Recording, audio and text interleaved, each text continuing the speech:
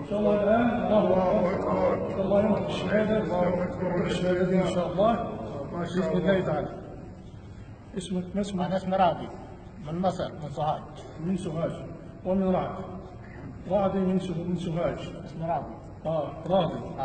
الاسم راضي من سوهاج. الصعيد. الله أكبر. الله ما شاء الله. نسأل الله سبحانه وتعالى أن يتقبله من المسلمين. الآن نقول الله يتقبل إن شاء الله معي. إن شاء الله.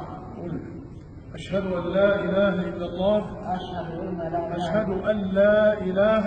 أشهد أن لا أشهد أن لا إله إلا الله وأن محمدا رسول الله وأن عيسى عبد الله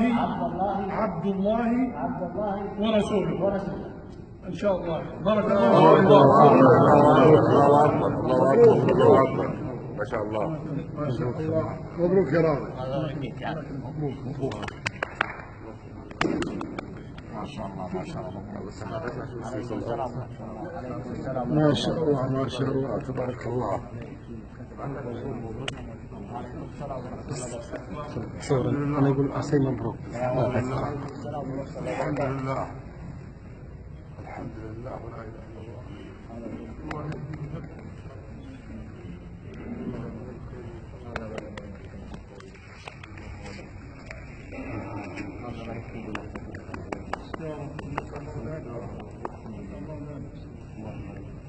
شوف أنا أقول لكم أنا شيء غريب. قول اللي نفسك فيه. قول. خليه يقول. من حوالي 7 شهور 8 شهور كانت تجيني رؤى غريبة كثير. قول. الرؤى كانت تجيني أنا مسيحي ورزقتي سابقا. تمام. الرؤى كانت تجيني طب احنا مش عارفين نتكلم بس خليه يتكلم. خليه يتكلم يا جماعة. خليه يتكلم. قولوا من أكثر عن 7 شهور أو 8 شهور كنت نبقى نايم والشيء الغريب اللي كان يجيني أنا بالمنام رؤية كثير من المرات. شوف رؤى غريبة إنسان يلبس دشداشة سيارة شوي له لحية مش بيضة أكثر عن الأبيض ما شاء الله. وله يعني ريحة حلوة أكثر عن المسك والبرفان. وكان دائما كان يقول لي لا تخاف أنا معك لا تخاف. وكان يحط لي على صدري وياخذ بعضه ويمشي. لغاية من أكثر عن 7 شهور أنا فكر روحي بصراحة قلت يمكن جاني مرض نفسي أو يكون جاني جنان يعني. رحت مستشفى الفورانية ما طلع عندي أي شيء. وقعدت مع ناس كثير. تعاملت مع الإسلام وتعاملت مع غير الإسلام. لقيت الإسلام فيه الحب والسلام. ما لقيتها في مكان ثاني. أنا أقول ولا مش خايف من أي حد. ولا أحد يهمني. ذكرهم من عند الله. اللهم ثبت. ذكرهم من عند الله.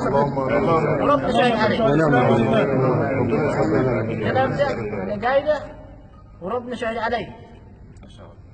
ربنا يكرمك يا رب. ولن أخاف من أحد. ربنا يكرمك يا رب. ربنا يكرمك إن شاء الله. إحنا معاك. مبروك عليك يا ربنا أستاذ. مع الجميع. الحمد لله. الحمد لله. الحمد لله. فيك ويحفظك يا رب. اللهم الله آمين. يثبتك على الإيمان والإسلام. يا رب. ما في أحد يفكر عشان في بعض من الناس الغير الإسلام خذوا خبر قالوا لكم كل حد يعني من اخوان أجبروا المسلمين اجبروني اعطوني فلوس اعطوني فيلا اعطوني بيت اعطوني اي شيء. طيب. فانا مقتنع بالاسلام بدون اي مقابل نهائي. في واحد شرطه مباحث كويتي اسمه فهد قريب كلمته قال لي اي شيء تبيه انت امرك اخوك كلنا إخوة يا رب. فانا رديت عليه لا احنا كلنا اخوه بس انا اقول لكم ما الحصل. فانا قلت له يا عم فهد انا احب الاسلام بدون مقابل. احنا اخوات وكل شيء بس بدون مقابل. انا ما طلبت منك شيء. ربنا اختارك تكون مسلم. ربنا يكرمك إن شاء الله. بس ربنا أنتم يسلمك. يعني تساعدونا يعني تعلمونا يعني عشان نزرع كلنا بنتعلم. كلنا بنتعلم. بس كلنا انا يعني ربنا